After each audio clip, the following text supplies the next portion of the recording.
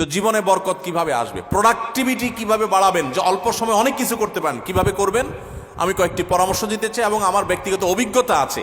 আর এই পরামর্শগুলো হাদিসের আলোকে কয়েকটি কাজ করতে পারেন আপনার প্রোডাক্টিভিটি বাড়ানোর জন্য। আলহামদুলিল্লাহ, আমি আমার বাসায় আমার ফ্যামিলির সদস্যদের এটার উপরে উদ্বুদ্ধ করেছি, তারা আমল করে। আপনি কিছুদিন এটা করে দেখেন, দেখবেন আপনার জীবনে কি পরিমাণ বরকত এসেছে।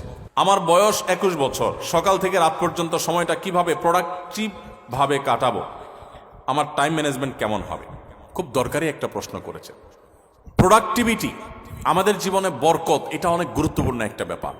ইসলামের ইতিহাসে স্বর্ণযুগের অনেক সোনালী মানবরা আছেন, তাদের মাত্র 30, 35, 40 বছরের জীবনে হাজার হাজার পৃষ্ঠার বই রচনা করেছেন, গবেষণামূলক বই। আজকালকার মতো কপি পেস্ট মার্কা বই না, যে গুগল থেকে নকল করে কপি পেস্ট করে বই লিখে ফেলছে, জি না।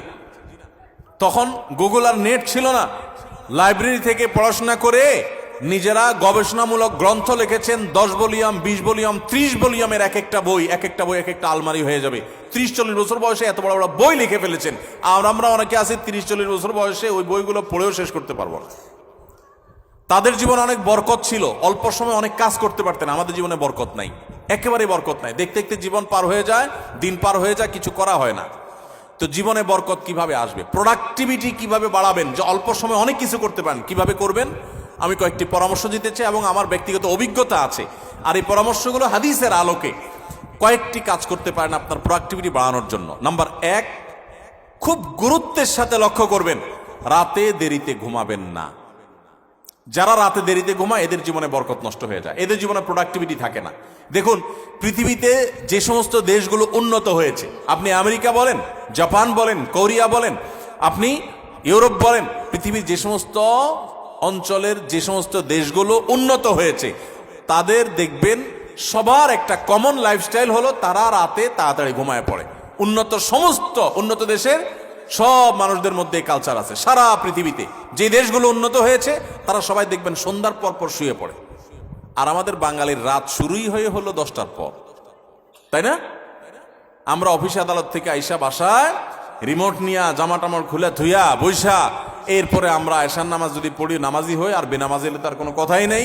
আইসা আমরা সোফা বসে এবার আমরা রিমোট দিয়া একটা পর একটা চ্যানেল পাল্টাতে থাকি, এরপরে মোবাইলে ফেসবুকে হাতাইতে থাকি, খাওয়া দাওয়া করে শুধু আমাদের 12টা, 12:30, 1টা। এই যে দেরিতে ঘুমাই, আমাদের জীবনের প্রোডাক্টিভিটি নষ্ট হয়ে যায়, বরকত নষ্ট হয়ে যায়। যে তরুণ তার প্রোডাক্টিভিটি বাড়াতে চায়, সেই জন্য রাতে তাড়াতাড়ি ঘুমায়। রাতে তাড়াতাড়ি ঘুমায়, যেগুলো রাতে করবেন ওইগুলো সকালে করবেন। অনেক যুবক আছে পড়াশোনা করে রাত 12টা পর্যন্ত। আরে ভাই, রাত 10টায় আপনি ঘুমিয়ে যান। এই যে 2 ঘন্টা পড়লেন, ভোর রাতে উঠে ফজরের সময় 2 ঘন্টা পড়েন, ওই 2 ঘন্টা এই 2 ঘন্টার চেয়ে অনেক বেটার হবে। কারণ 6-7 ঘন্টা 8 ঘন্টা ঘুমের পরে যে ফ্রেশ মুড থাকবে, ওই সময় পড়লে সেই পড়াটা অনেক তাড়াতাড়ি আপনার আত্মস্থ হবে।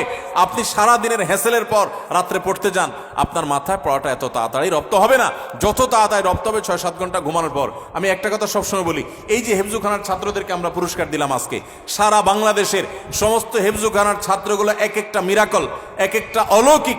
কারণ এই যে অলৌকিকত্ব, এক একটা অলৌকিক বিষয় এদের মধ্যে রয়েছে, সেটা হলো যে এরা সবাই ছোট ছোট বাচ্চা মানুষ। 30 পারা কোরআন হেফজ করে ফেলে মাত্র 2 বছরে, 1 বছরে, 6 মাসে, বিভিন্ন সময়। কিভাবে সম্ভব? 30 পারা কোরআন, এত বড় কোরআন পুরাটার হেফজ করে ফেলে, মুখস্থ করে ফেলে, কিভাবে সম্ভব? যে কয়েকটা সিক্রেট আছে, এই সিক্রেটস গুলোর মধ্যে একটা সিক্রেট হলো, একটা রহস্য হলো যে হেফজুখানায় 100% ছেলেরা রাতে তাড়াতাড়ি ঘুমায়।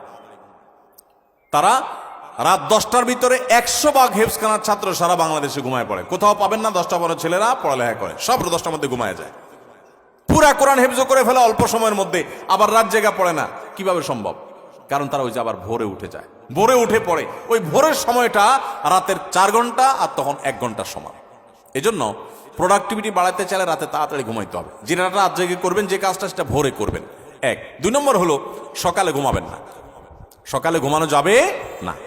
সকালের ঘুম মানুষের জীবনের বরকত নষ্ট করে দেয়। আমাদের নবী সাল্লাল্লাহু আলাইহি ওয়াসাল্লাম দোয়া করেছেন, আল্লাহুম্মা বারিক লি উম্মতি ফি বুকুরিহা, আল্লাহ আমার উম্মতের জন্য সকালের সময়টাতে বরকত দান করবেন।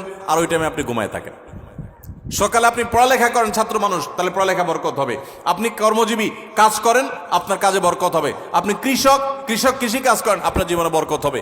আমাদের সমাজে, আমাদের দেশে 9টা 10টা, সকাল 9টা 10টা 11টা আগে দোকান খোলে না, কারণ পাবলিক ঘুমায় থাকে না, একটাই না, রাত জায়গা আড্ডা মারে আর সকালে ঘুমায় থাকে। ঠিক না ভাই? ঠিক। আমাদের প্রোডাক্টিভিটি নষ্ট হয় এই কারণে। আপনি কিছুদিন এটা করে দেখেন, দেখবেন আপনার জীবনে কি পরিমাণ বরকত এসেছে। আলহামদুলিল্লাহ, আমি আমার বাসায় আমার ফ্যামিলির সদস্যদের এটার উপরে উদ্বুদ্ধ করেছি, তারা আমল করে, রাতে তাড়াতাড়ি ঘুমায় পড়ে। 10টার ভিতরে সবার ঘুম শেষ, আর সকালে কোনো ঘুম নেই। ভোর থেকে উঠে যার যার কাজে সে লেগে যায়। আবার দরকার হলে দুপুরে একটু ঘুমাবেন, সুন্নাত সেটা, আর এর বাইরে কোনো কাজ করবেন না। তাহলে প্রোডাক্টিভিটির জন্য 1 নম্বর হলো রাতে তাড়াতাড়ি ঘুমাবেন, 2 নম্বর হলো ফজর পরে ঘুমাবেন না, ফজর পরে জেগে থাকবেন, কাজ শুরু করবেন। আর রাতে তাড়াতাড়ি ঘুমালে এমনি ফজরের সময় আপনি ঘুম ভেঙে যাবে, কারণ সারা রাত ঘুম, বড় রাত ঘুম হয়ে যাবে ইনশাআল্লাহ। 3 নম্বর এবং সর্বশেষ প্রোডাক্টিভিটির জন্য যেটা বলতে চাই তা হলো এই মোবাইল এবং বিভিন্ন রকমের ডিভাইসের নেশা বন্ধ করতে হবে, তা না হলে প্রোডাক্টিভিটি কখনো বাড়বে না। মনে রাখবেন, মোবাইলের নেশায় বুধ হয়ে থাকে আর জীবনে বড় কিছু করতে পারছে মানে একটা মানুষ পৃথিবীতে আপনি খুঁজে দেখাতে পারবেন না, একটা মানুষও না। মোবাইলের নেশায় সারাদিন ভূতের মতো মোবাইল টিপে আর আঙুল দিয়ে স্ক্রল করে একটু পর পর, এই মানুষগুলো জীবনে বড় কিছু করতে পারে না যদি এই অভ্যাস না ছাড়ে। এই অভ্যাস যেদিন ছাড়ে সেদিন তৌফিক হতে পারে, একসাথে মোবাইলের নেশাও আছে আবার বড় কিছু করতে পেরেছে, এটা হয় না। অনেককে আমরা ওয়াজ শোনার নাম দিয়ে শয়তান আমাদেরকে মোবাইলের ভিতরে লাগিয়ে দিস। আরে প্রোডাক্টিভিটির জন্য এই কাজগুলো করবেন। আল্লাহ আমাদেরকে তৌফিক দান করুন।